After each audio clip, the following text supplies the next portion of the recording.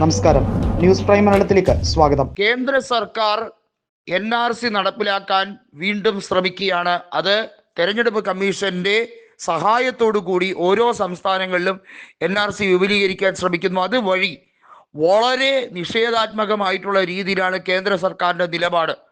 പലരുടെയും സിറ്റിസൺഷിപ്പ് എടുത്തു കളയുന്ന രീതിയിലേക്ക്, ഗുരുതരമായ പ്രത്യാഘാതങ്ങൾ ഉണ്ടാക്കുന്ന രീതിയിലേക്ക് കേന്ദ്രം ഒരു ആഭ്യന്തര പ്രശ്നം രൂപീകരിക്കുന്ന രീതിയിലേക്കാണ് കാര്യങ്ങൾ കൊണ്ടുപോകുന്നത്. നമുക്കറിയാം, മണിപ്പൂർ കലാപം എന്തിൻ്റെ പേരിലാണ് ഉണ്ടായത്? അതിനെ ആളിക്കത്തിക്കാനായിരുന്നു BJP മുഖ്യമന്ത്രിയായിരുന്ന N ബീരേൻ സിംഗ് ശ്രമിച്ചത്. കേന്ദ്രത്തിൽ അടിയുറച്ചിരിക്കാൻ ഇനി ഒരു ആഭ്യന്തര പ്രശ്നം അതിരൂക്ഷമാക്കിയാൽ അതിനും ഒരു മടിയുമില്ല എന്ന് പ്രഖ്യാപനങ്ങൾ നടത്തിയ വ്യക്തിയാണ് ഹിമന്ത ബിശ്വ ശർമ്മ. വാസ്തവത്തിൽ ഭരണഘടനയെ പരസ്യമായി വെല്ലുവിളിച്ച വ്യക്തിയാണ് ഹിമന്ത ബിശ്വ ശർമ്മ. അങ്ങനെയുള്ളവരെയാണ് BJP തീറ്റിപ്പോറ്റുന്നത്.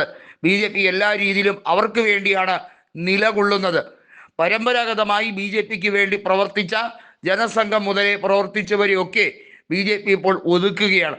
പകരം ഇന്നലെ വന്ന പല നേതാക്കളെയും അരിയിട്ട് വാഴിക്കുകയാണ്. കാരണം അവരെടുക്കുന്ന അജണ്ട എല്ലാം അമിത്ഷായുടെയും നരേന്ദ്രമോദിയുടെയും പ്രൊപ്പഗാൻഡകളാണ്. എങ്ങനെയാണോ നരോദ പാത്തിയ കൂട്ടക്കൊല ഉണ്ടായത്, എങ്ങനെയാണോ ഗോന്ദ്രയിൽ കലാപമുണ്ടായത്, ആ സാഹചര്യങ്ങളെയൊക്കെ കൃത്യമായി അംഗീകരിക്കാൻ ശ്രമിക്കുന്ന പല നേതാക്കളുമുണ്ട്. അവരോടൊപ്പം അവരുടെ ഒരു എൻ ബ്ലോക്കാണ് ഇപ്പോൾ BJPക്ക് അകത്ത് സംജാതമാകുന്നത്. അവർക്ക് എല്ലാ രീതിയിലും ഗോഡ്സെ പോലുള്ളവരാണ് അവരുടെ ആത്മീയ നേതാക്കൾ.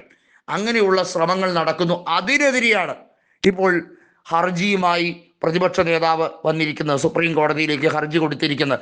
NRC നടപ്പിലാക്കാൻ ശ്രമിക്കുന്നത് വഴി ഈ രാജ്യത്ത് വോട്ടർ പട്ടികയിൽ വരുത്തുന്ന വളരെയധികം ഭയാനകമായിട്ടുള്ള ഒരു തിരുത്ത് കേന്ദ്ര സർക്കാർ അത് ബോധപൂർവം തെരഞ്ഞെടുപ്പ് കമ്മീഷനെ ഉപയോഗിച്ച്, ജ്ഞാനേഷ് കുമാറിനെ ഉപയോഗിച്ച് അഡ്ജസ്റ്റ്മെന്റ് നടത്താൻ ശ്രമിക്കുകയാണ്.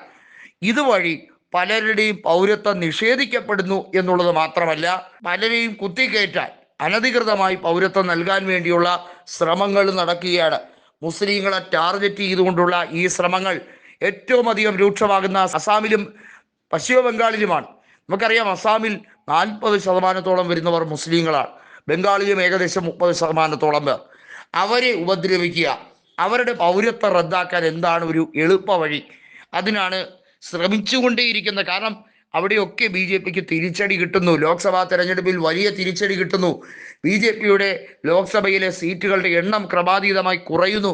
അവർക്ക് ഇതൊന്നും സഹിക്കാൻ കഴിയുന്ന കാര്യമല്ല. അപ്പോൾ സ്വാഭാവികമായും അടിയുണ്ടാക്കി വിടക്കാക്കി തനിക്കാക്കുക. അതാണിപ്പോൾ ചെയ്തുകൊണ്ടിരിക്കുന്ന ബീഹാറിൽ. അതിൻ്റെ ആദ്യ രീതിയാണ് ഇപ്പോൾ തെരഞ്ഞെടുപ്പ് കമ്മീഷനെ ഉപയോഗിച്ച് അവിടുത്തെ തെരഞ്ഞെടുപ്പ് തന്നെ അട്ടിമറിക്കാൻ വേണ്ടി ശ്രമിക്കുന്നത്. അതാകുമ്പോൾ ബാലറ്റ് പേപ്പറിലായിരുന്നാലും കുഴപ്പമില്ല, വോട്ടിംഗ് അവകാശം, അതായത് വോട്ടവകാശമുള്ളവരുടെ എണ്ണം അതിൽ ന്യൂനപക്ഷക്കാരില്ല. അതായത് ഇന്ത്യ മുന്നണിയെ തകർക്കാൻ പല വളഞ്ഞ വഴികൾ തെരഞ്ഞെടുപ്പ് കമ്മീഷൻ തന്നെ BJPക്ക് പറഞ്ഞു കൊടുക്കുന്നു. ഇതിനെയാണ് സുപ്രീം കോടതിയിലേക്ക് കൊണ്ടുപോയി തിരിച്ചടിക്കാൻ ശ്രമിക്കുന്നത്.